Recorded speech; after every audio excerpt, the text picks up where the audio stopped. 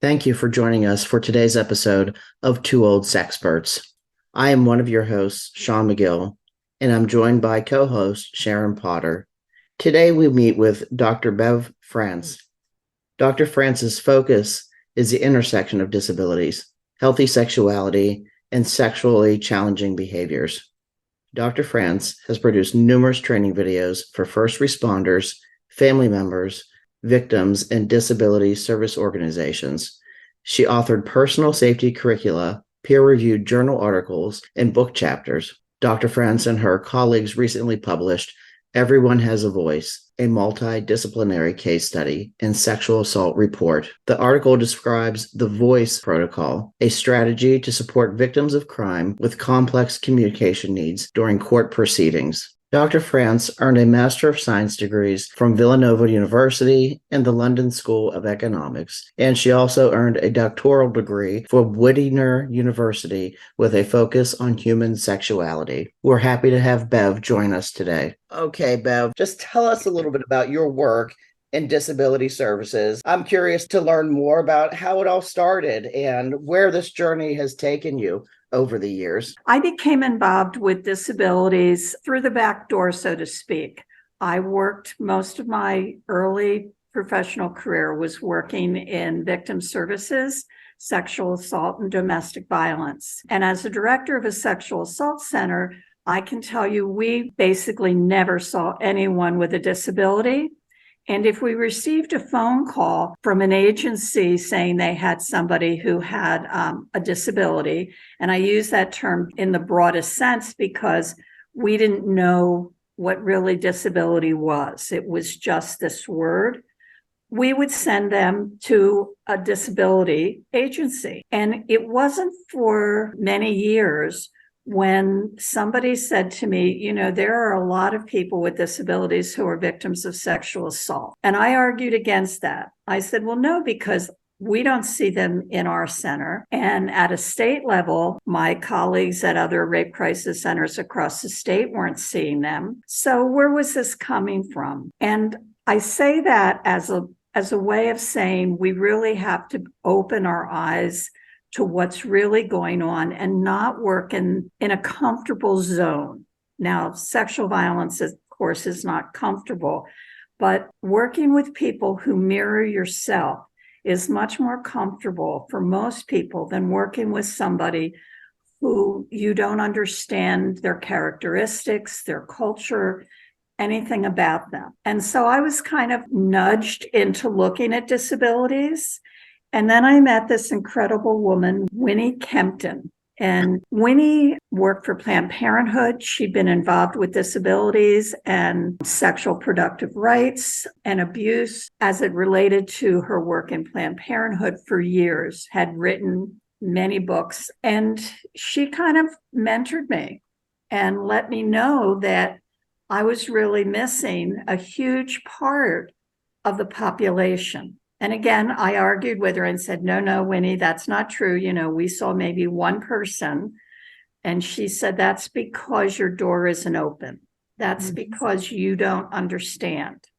And that's hard to hear when you think that I don't want to say know it all, but know your profession. And so that really became the process of, I don't want to say proving her wrong, but really looking into the issue of disabilities and sexual abuse, domestic violence. And that kind of just evolved into looking at people with disabilities and understanding them in terms of healthy sexuality. And I can remember Winnie telling me one time very clearly that you can't do the work you're doing if you don't understand healthy sexuality. And it took me a while to really embrace that and understand what she was talking about. Because way back when, we didn't really talk about disabilities, and we never talked about disabilities and sexuality. That just wasn't on anyone's real radar screen. Mm-hmm. And that just kind of grew.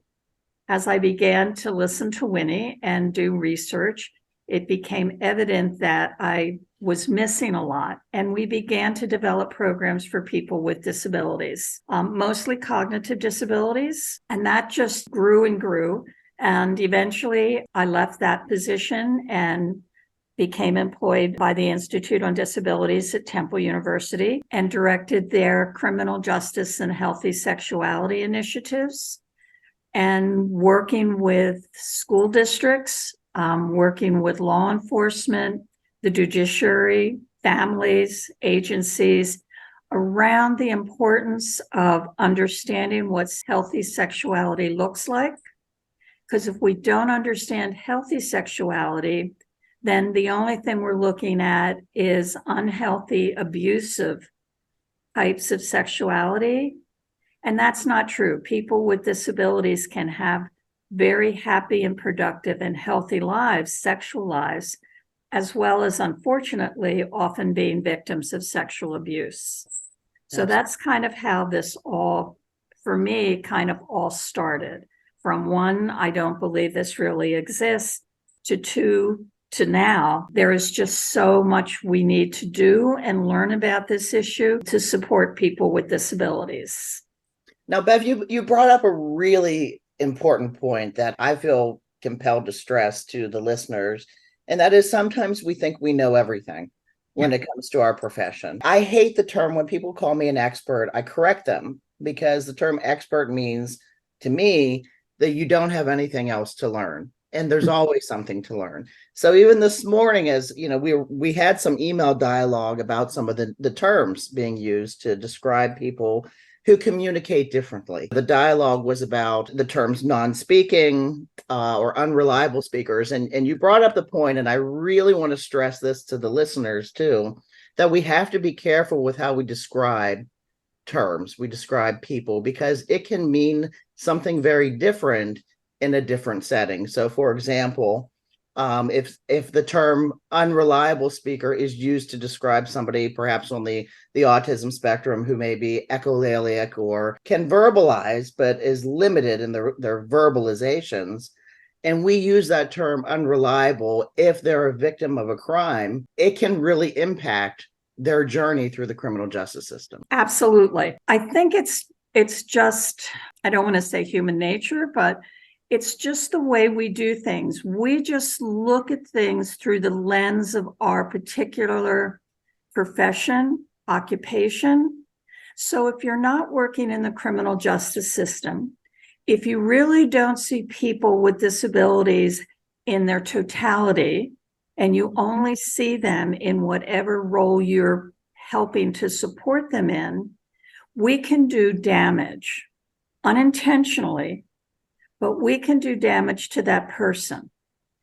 And when we talk about sexuality, people in the mainstream, they don't like talking about sexuality.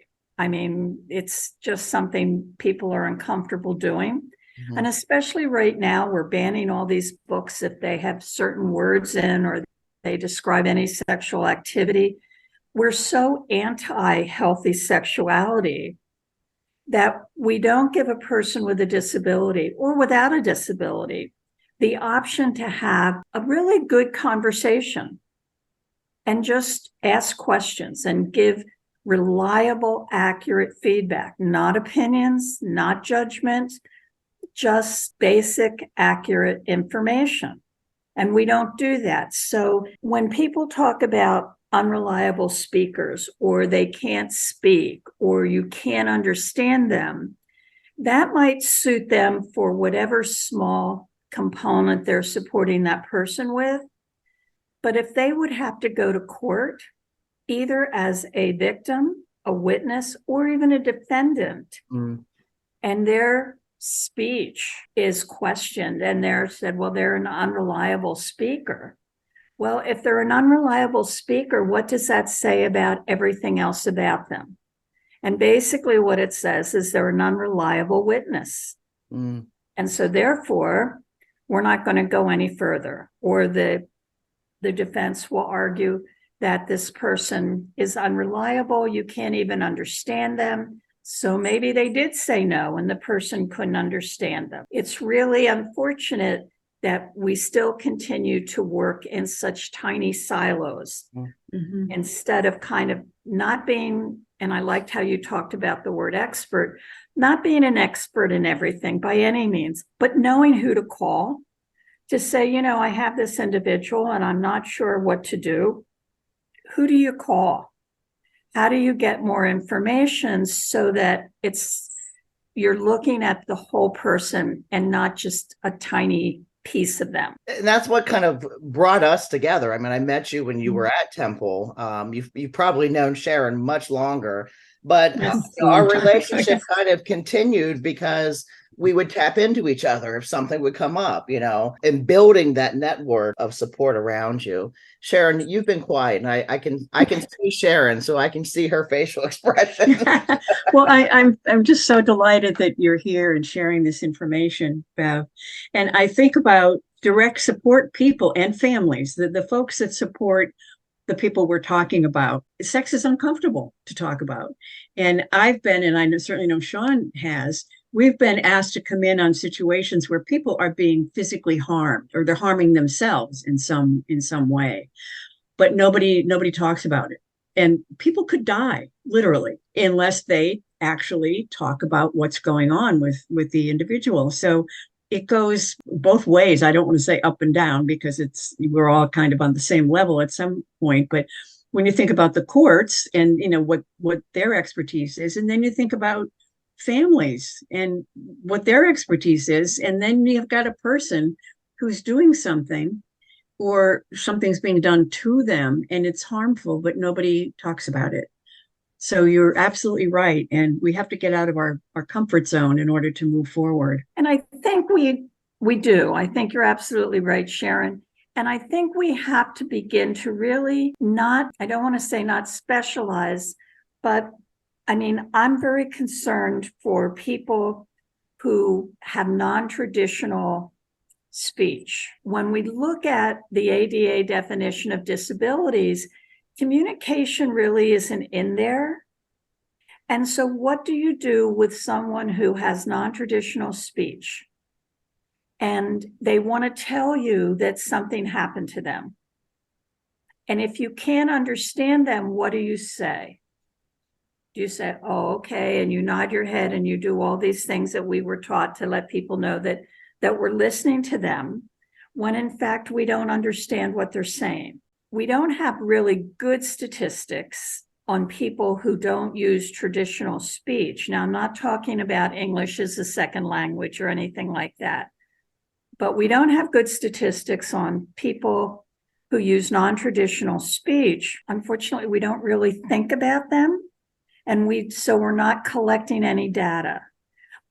But knowing the statistics on people with other forms of disabilities, particularly ID, I mean, the figures, depending on who you look at and what study you look at, are 25 to 83% higher than people without disabilities. Yeah.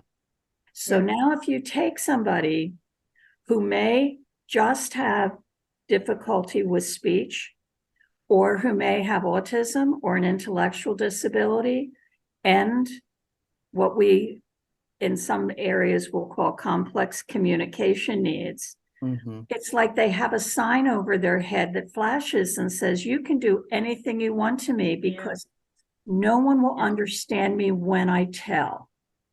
Yeah.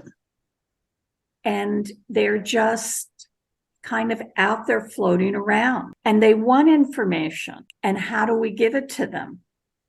So the Institute has a really good, we call it PIAT program, and ALTEC, and they really have worked hard to address, and they specialize in working with people with non-traditional communication on doing some groups, healthy sexuality groups. Oh, that's amazing. Yeah, that's really good. Yeah, I mean, they were wonderful, and it was statewide, and they brought people, because of Zoom, people could join anywhere they were in the state. But how do you get the information out to more people? And I think certainly the pandemic in the last 3 years has been really horrendous for the people that we support. Sean and I have talked about this, and I know we both use I love your puppets, your people. And I use these little clay figures that I've made myself. And I have 2 men and 2 women, and they're anatomically correct. And when I was doing classes for adults with disabilities, there was a woman who had selective mutism and an intellectual disability as well. And at one point, she picked up a male and a female of these figures, and she laid the female down, and she took the male and slammed it over and over and over until the female little clay person was squished. But she'd never told anybody that she'd been raped over and over. And there it was. There was a tool in front of her that she could then use. And I'm wondering about that. And Sean, you have a kind of a variety of wonderful things. I love your I want to call them puppets, but they're not real. What do you call them? They're just anatomically correct dolls, and dolls. Yeah. It's going back to Bev's point of presuming the person's intellect, no matter how they communicate, right, is the most important thing, and that's why I've never liked the term nonverbal, because to me it doesn't presume a person's intellect, or it makes the assumption that they're less intellectual than someone else. And the whole reason I went to get trained on this spell to communicate method was to try to come up with even more tools and ideas to reach people. So I can give you the information, but one of the most important things through positive approaches is making sure you're receiving the feedback from another person too. Exactly. Yeah. And we have to keep trying and tapping into ways to receive the communication back from people too. Well, there's a case that I think about a lot. It was a case in New Jersey, the Anna Sutbale case, and you can Google it and get lots of information. But basically, it was a college professor who actually chaired their ethics committee, and she was into facilitated communication. And facilitated communication, kind of the quick version, is somebody could support your elbow and your arm and help you move on a board, an alphabet board. So I could ask you a question, is this an apple? And you might not have the muscle strength to point to YES, but with my support, you could do that. So it's very controversial. It's not approved by the professional communication organizations, but this particular college professor thought it was wonderful. And there's some families who say it's wonderful and has helped. And she used it on a young man. She had a student in one of her classes who, when she was talking about this, approached her and said, I have a brother, and if you could help him, that would be wonderful, because we know, Mom and I know how he communicates, but nobody else does. And this prop said, absolutely. And so she would meet with him. Now, this was a man in his early 30s. I believe he was in his late 20s, early 30s. He had definitely non-communication skills. He had a lot of physical disabilities. He wasn't able to even take care of his own personal hygiene. And she worked with him. And eventually they had sex. And somehow the brother found out and told his mother, and they said, no, you can't have sex. You're supposed to help him with his speech. And she said that he's an adult, and he was, and he wanted to have sex. She asked him, and he said yes. So looking at it from a criminal justice perspective, how do you know he actually said yes? If he can't communicate in a way that somebody else could understand him, how do we know he knew what she was even suggesting?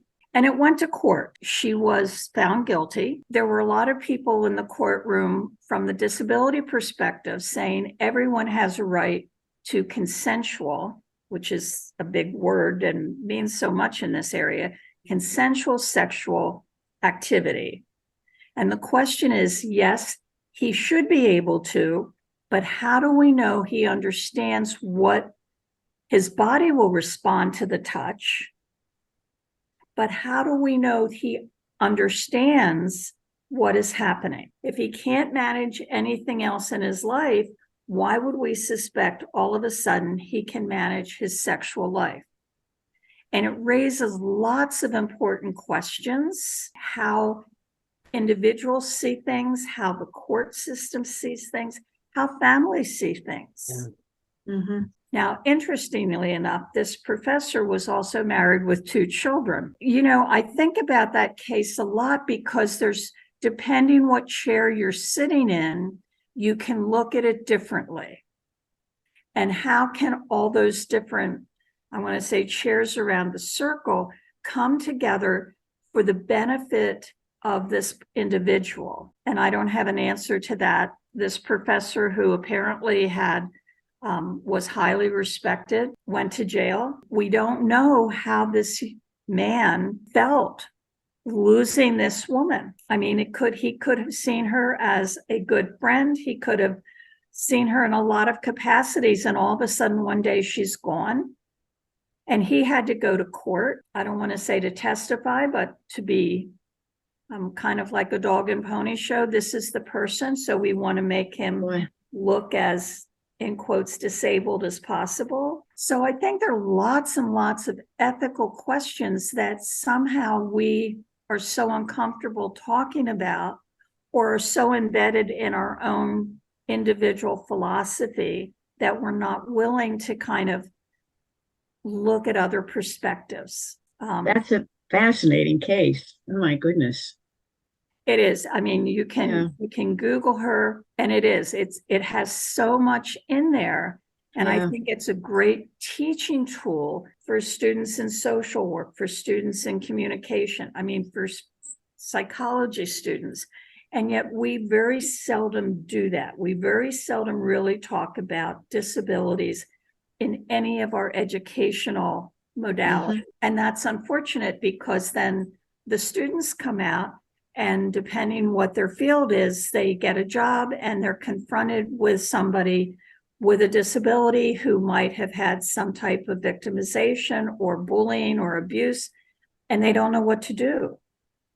And so I think we're missing the boat, both for people who are currently in various fields, but also those students who want to come into one of the fields where they're going to encounter most likely a person with a disability. To be so careful now too. I mean, so if you're paid in any capacity to work with people with disabilities, you have to toe the line in terms of ethics. You know, I always joke, as a licensed social worker, there are more rules for me, ethical rules for me to follow, than the president of the United States. So you do have to really, you have to toe the line of ethics, but it gets so confusing and convoluted too. Well, you're right, Sean. When I was doing work with different agencies, the thing they always said is, these are our guidelines. These are the rules we have to follow. And it's like, okay, I know you want to keep your job and you need to follow the rules, you know, that are laid out for you. But who then really helps to educate the administration? Mm-hmm. Who lobbies for that individual and says, you know what, maybe we need to look at this differently. Maybe we have to say that talking about healthy sexuality is okay. And how do we do that? You know, do we have books? Do we have groups? Do we do all? I mean, there are all kinds of things that can be done. But if no one's willing to take that first step to say to their supervisor or their supervisor's supervisor, you know, I think for this person, this might be beneficial. Because if we don't bring it to an administrator's attention, they have so many other things on their plate, they're not going to think about it. Mm-hmm. Unless there's a court case. And then, of course, they think about it. But it's really would be so much better to be more proactive than reactive. Yeah, I think Sean and I both have done a lot of work with agencies. I always think that it's the same information if I do a class for adults with disabilities or if I do a class for agency support personnel. It's the same information, but it's presented obviously in a different way. It's broken down in a lot of visuals if I'm working with and smaller groups with people with disabilities. But it's interesting when you're working with direct support professionals. I mean, we're all dragging around all kinds of baggage, and we are who we are, and our attitudes and how we see sex, it varies. And you have to be able to lighten up a little bit and maybe laugh, like, what messages did you receive about sex as a child? That's one of the things I always break people into groups and have them talk about. Well, within a minute, there's laughter coming from the groups because it's ridiculous, depending on our age, what information we got. But it's still with us. And when you can talk about it with each other and support each other in these areas that are uncomfortable, and talk about everything that you don't want to talk about, it gets much easier to support the people that we are supporting. And it's part of why we keep doing this work. You're right. And getting out there and working with agencies is really important. I want to talk for a second if it's about a program or a protocol that was developed at Temple at the Institute called VOICE. VOICE stands for Validating Others' Intentional Communication Expression. Big title. But what it does, it was a protocol that was designed because we got a call from an agency that provided services to students with MS. So somebody had gone out and spoken to that agency at some point in time, worked with them around issues around sexual abuse.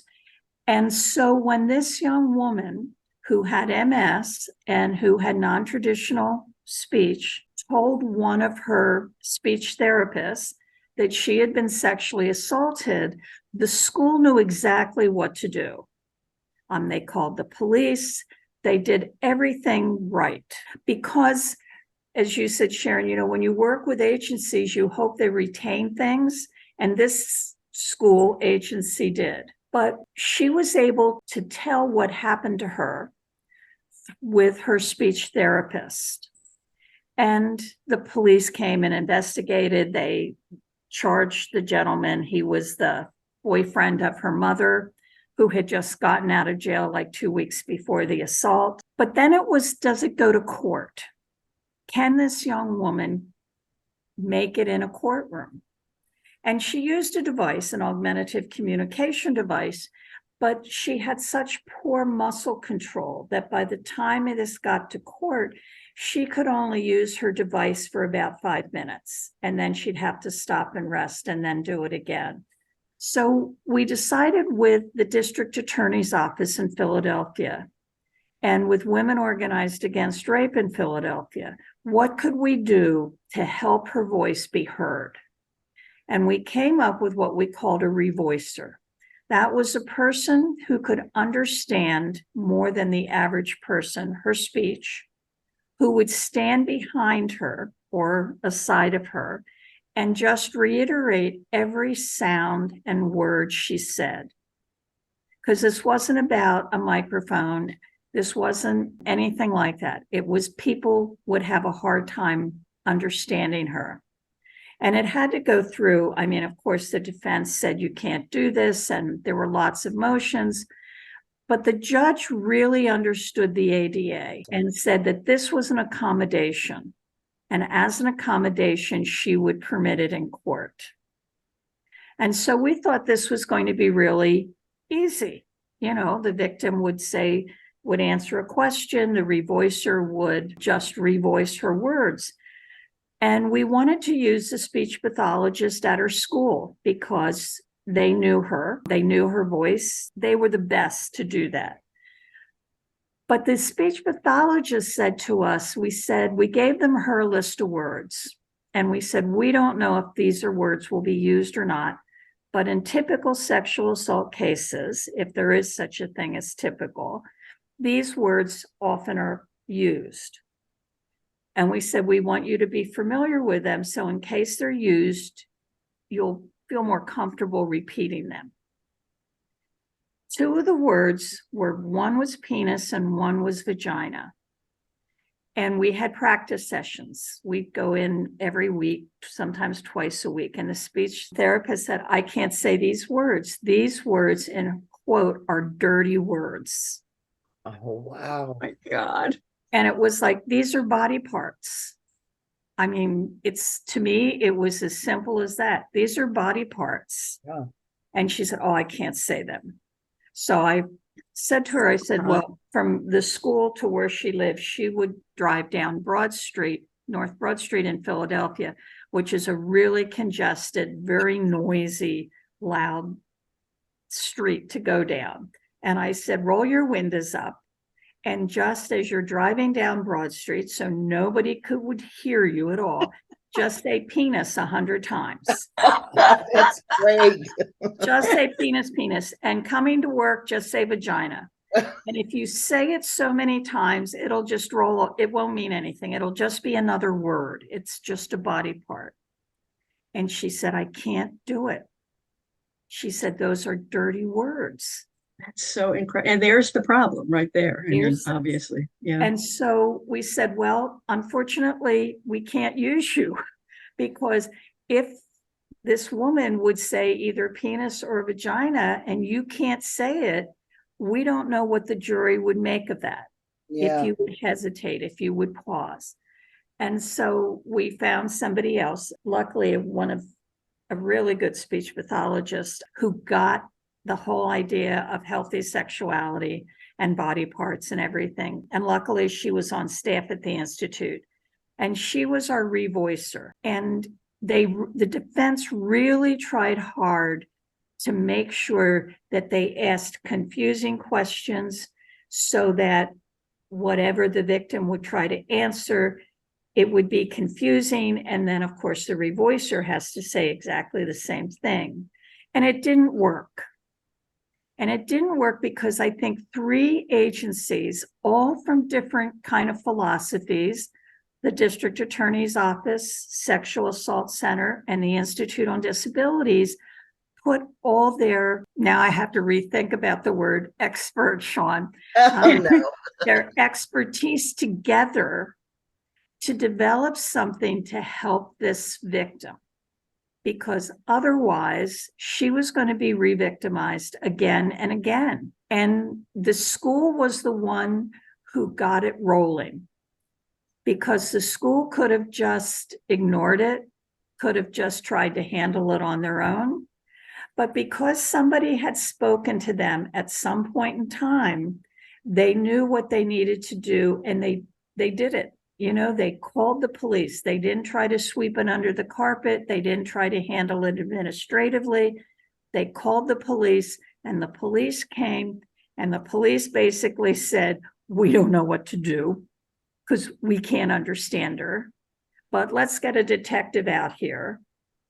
And there were people who were willing to fight for this young woman so she would have a voice in court. And so I think sometimes we as professionals have to really think outside the box and say, okay, we need to hear what, the district attorney, what the prosecutor needs.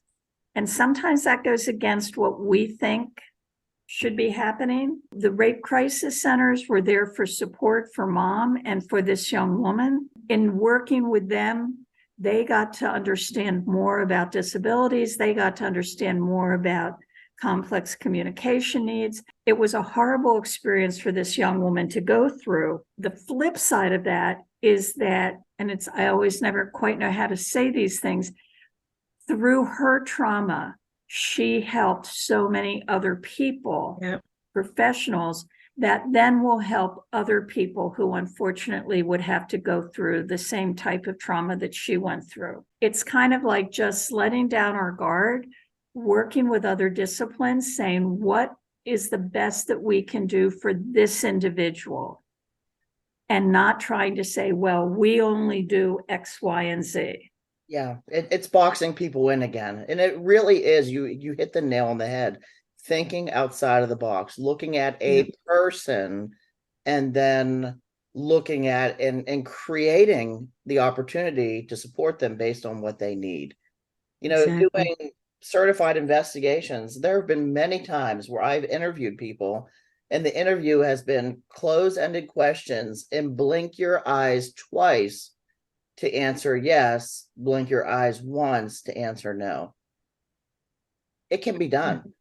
Oh, it can be done. And I think the thing that it needs more than anything is time. Yeah. And oftentimes professionals, depending upon your discipline, we don't have a lot of time. We want things to move along at a very fast pace because we have so many other people who need support. And so we sometimes, I think, try to do things too fast because we have this long waiting list. Yeah. And so it's a balancing act. I mean, this case took till from the time the school reported it to police to the time there went to trial and there was a verdict was over 3 years. My goodness. These cases take time because each discipline has their own timeline. So the district attorney's office, they have their own timeline. They have to go through certain procedures, and they have a lot of cases. For our speech pathologist at Temple and with other speech pathologists, they schedule individuals for evaluations, for support, for all kinds of things. So the court has its own, we call it court time. So, you could have a hearing at 10 o'clock and they could tell you at 12:30 that it's not going to be heard. Yes. And that's court time. And that's just what it is. And you just be prepared for it. Yes. You just be prepared. But if you're getting paid on an hourly basis and you have clients that are depending on you, then what do? You don't see them. And so that becomes like a problem for the other discipline. It's like, okay, well, it's 10 o'clock hearing. I won't schedule anyone till 2.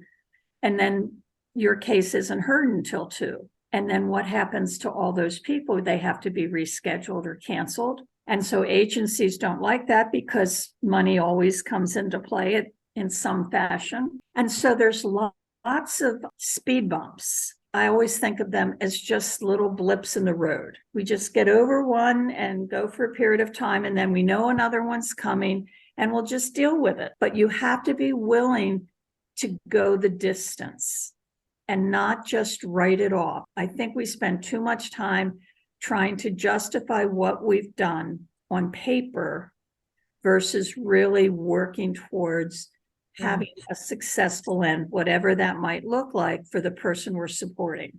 And I think truthfully, for me, it's about doing the right thing. Because again, we see too much where things get swept under the rug because, oh my God, it will take more time. And oh my God, we have all this that we have to attend to. But it really does come down to doing the right thing. But I would challenge you to say, who decides what the right thing is? As a sole practitioner, you get to make those calls. But if you work in an agency, that's true. Who makes that call? If you work for a state entity, who makes that call? That's why I decided to work on my own. There are a lot of advantages to that. You're absolutely right. Yeah. So you want to always do the right thing, but sometimes I think people are put in situations where that really is challenged, and how far will they go?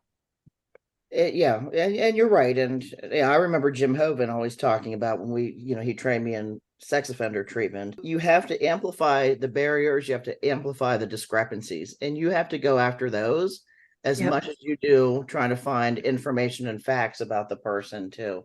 Because a lot of times those barriers prevent us from going the distance, for sure.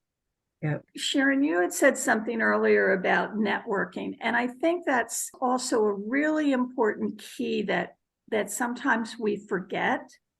Because I just had a mother call and her son had autism. He was I forget the exact terms they used, but he was in a car accident by himself. He just ran off the road, making a turn. But because his car had to be towed, the state police came and had to do a report. And he had autism. He has autism. He has a prescription for medical marijuana. He takes that when he's stressed. So he wasn't driving under the influence of marijuana. But once his car hit the ditch and he saw the police coming, he got really nervous, as anybody would. Yeah, I would Yep. too. Yeah. So Yeah. he took his marijuana to help calm him down. And so the police asked if he had taken anything.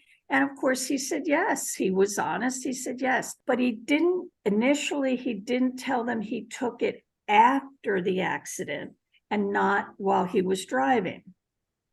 And Pennsylvania, we're still not sure how to handle marijuana and driving. I mean, we know about alcohol and driving, but marijuana and driving is still this gray One, area. you go very fast, and one, you go very slow, I think. He was just so upset. And then they wanted to do a field sobriety test. Oh, And in boy. his concrete mind, he said, no, because I told you I already took marijuana. He's thinking, I'm probably going to fail this. So I'm just not going to do it because they already know I took it. Now he has to go to court. He wasn't speeding. I don't know if he just took the turn too sharp or whatever, but the family has to have a lawyer. So how do you find a lawyer who understands autism and marijuana and can really argue in his behalf? This young man has a job. He has a driver's license. I mean, he has so many things going for him. And this one little blip could really destroy a lot of that. And luckily, he had a mom who was a great advocate for disabilities during his life. And so she really worked hard to find an attorney that she hopes understands autism and the law and disabilities and marijuana use, but they have to pay for that. And I think about that she has the fortitude, the intelligence, everything you need to really advocate hard for someone. But then she also has to have the financial means to pay an attorney. And what about people who don't have that financial means or don't have the ability to understand how you research lawyers, how you look for a lawyer, what kinds of questions to ask when it comes to an intellectual disability or autism or something that would be a mitigating factor? Those people just get left by the roadside. I think advocacy is another area that we have to not just talk to individuals with disabilities, but we really have to support the advocates, the parents, the family members, the first line staff, those kinds of things. I always thought it would be wonderful to have a call-in, a 24-hour call-in, so any direct line staff that had a question could just call and say, this is what I'm seeing. Just give me some suggestions, or just let A me really know. good idea, actually. Yeah. But not Great say idea. I'm from agency A and this is my name, because they're fearful that, they might lose their job. Yeah, get in trouble for something. No, Yeah, that's but a just, good idea. just to call in, and who's ever answering the phone, from our experiences, you might want to try A, B, or C. We're not giving medical advice or anything like that. But I think sometimes first line staff just need to vent and to have somebody say, okay, have you thought about, not what to do, but have you thought about? Exactly. I mean, I've done a lot of consulting, and one of the things that I hear on a regular basis is like, oh yeah, you're the person who gets the big dollars. You come in, we talk to you, you talk to us for a little while and you leave, but we're left here still working with this individual and we don't get paid very much, and you get paid big bucks and you leave. That's their perception. That's not the reality, but you have to work from their perception. But I think we've made a lot of progress. I mean, I think when I started in this field, the Office of Developmental Programs didn't talk about sexuality. No. I mean, just didn't do it. Now we talk about it. Now they're willing to talk about it. They invite people to come to conferences to talk about it. It's much more open, and they realize the importance of talking about healthy sexuality, both in terms of just this is important to talk about. It's part of all our lives.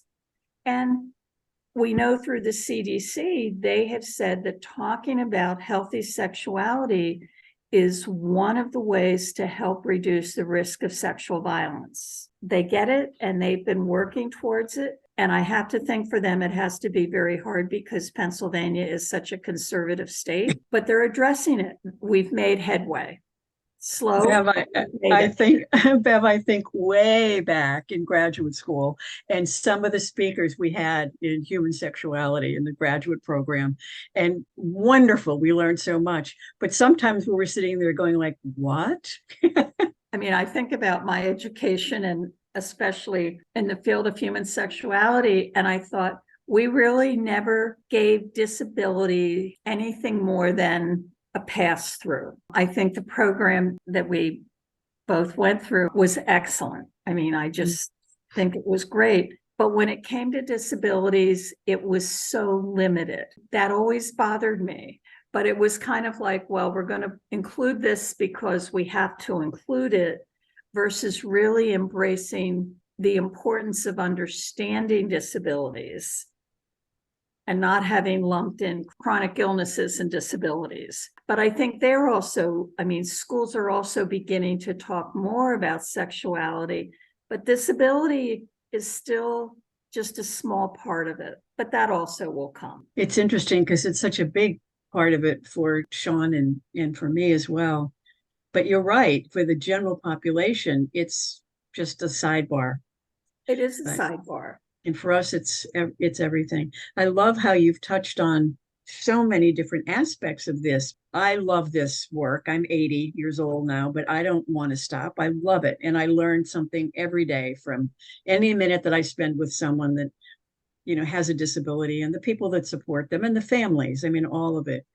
But it's very complicated, and you've just brought it all forward. And there's so much to think about here. I know, and Sean does a lot of work with the justice system and the law, what have you. And there's a lot to think about and to deal with. Well, and I think the common denominator among the three of us and other people that come on the show is that none of us have ever been satisfied. So right. That's not a bad thing, because we connect more, we want to learn more, we want to do more. And that's always going on. I think, at what point will I ever just be satisfied in my work? I don't think I'll ever just be satisfied. I want to try to perfect as much as possible, because it will make a difference. Even if it's for one person's life, it will make a difference. Absolutely. I look at it like throwing a stone in a pond, and you see the ripples that it does. You make a difference in one person's life, and hopefully that person or the ones who were around whatever you were working with, that'll take another step and another step. The one thing that we don't talk a lot about is money and how we view money and people with disabilities. We live in a culture that we value productivity. And the more you can produce, this is a big paint stroke, but the more you produce, the more you are valued, the more you earn. If you're not producing, then how are you viewed? So I think of how we view children. We don't really value their opinion because they don't know very much yet. They're just all about learning. And then we look at the elderly, and it's kind of like once you're done, once you've retired, everything that you've learned and gained and everything is kind of dismissed because now you're old, because we're not productive. Children aren't productive in the work sense. Retirees aren't. People with disabilities aren't seen as productive. And if you're not seen as productive, how does that affect how people who, in quotes, are productive, are working, are running agencies? How do they then value this person with a disability? Every time I would talk to people around understanding what a disability is, I kind of got this maternal feeling that they felt that they were there to protect that individual instead of helping that individual stand up and grow. Yeah, exactly. And I think that productivity thing, well, it just gnaws at me. And I think that we need to talk more about that, because if we can talk more about it, we might realize we know it, but there's a difference, I think, between knowing something and really realizing what the implications are of knowing it. Is that if we understand that people with disabilities might not be productive in the same way that somebody else without a disability is, doesn't mean they're less productive. So how do we define that? And currently we define productivity for the most part in terms of money. And I think that's a part that we don't want to talk about. We just are really, I mean, if we're uncomfortable talking about sexuality, I think we're equally uncomfortable talking about what productivity means and how that's reflected in financial terms and the services that are provided to people with disabilities. So that's a mouthful, I know, but it's just it's true. It's just one of those things that I wish there would be more discussion about, because that might help us better frame what we're doing. This person loves the retirees on the show, and I love volunteering my time to produce and put it out there because we want people to get information, even if 5 minutes of it helps them to think about things or view things differently. Again, the ripple effect has taken place. This information is incredibly helpful. And it really takes the big, wide look at all of it and how it interacts or often doesn't. So thank you for bringing that to us. Oh, well, you're welcome. And I want to thank both of you for doing these podcasts. I think they're really important. And I just thank you very much for doing that and all the work that you do in the field. And it was nice talking with both of you. I haven't had that chance to do that in a long time. So it was really nice to do that. Thank you for joining us for today's episode of Two Old Sexperts. Stay tuned for new episodes coming soon.